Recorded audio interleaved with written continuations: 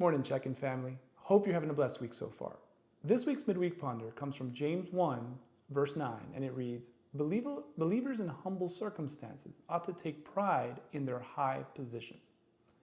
I love how countercultural this is. In fact, I love all the reminders in the Bible when Jesus just turns what we think is valuable on its head and shows us how backwards our thinking really is. But this one specifically is one that hits home because, in a world that seems to be governed by, who's following who on what social media, who's,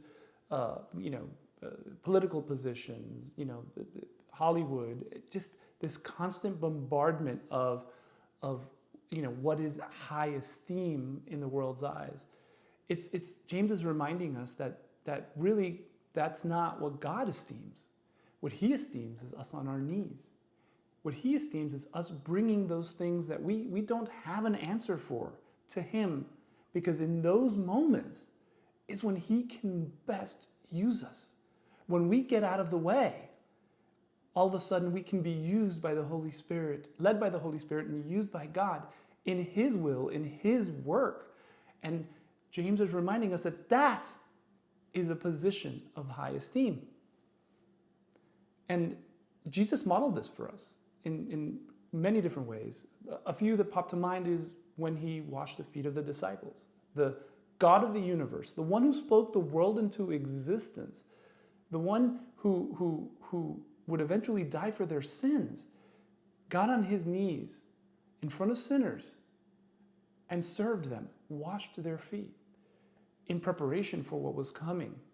He told us with his own mouth that he did not come to be served, but to serve. And he, put his money where his mouth was, because he, climbed up on that cross and he died so that we can have a pathway to the Father, one we could never do on our own.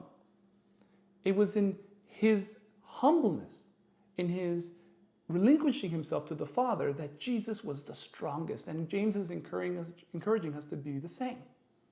So if there's anything in your life right now that is humbling you, something that you just don't have the answer for, you just don't know what to do, know that God has you in a great place to be able to use your situation for his will and for his glory. And that's a position of high esteem.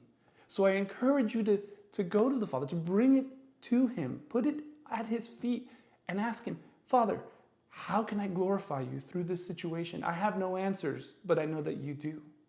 And if there is anything that in your life, I know me, that maybe sometimes we're taking a little bit too much pride in, remind yourself that it's good to get on your knees and take that to the Father. Remind ourselves, I need to remind myself all the time that I didn't accomplish X, Y, or Z. I didn't do this, that, or the other. Father, you did it. Please strip my pride and let me give this to you so that you can do with it your will. Well, team, it's my honor to pray for you every week. And if you have any specific prayer requests, please put them in the group chat. It's awesome when we have an opportunity to pray for each other. But if you have something specific you'd like me to pray for, you can also just send me a direct message. Looking forward to serving with you on Sunday.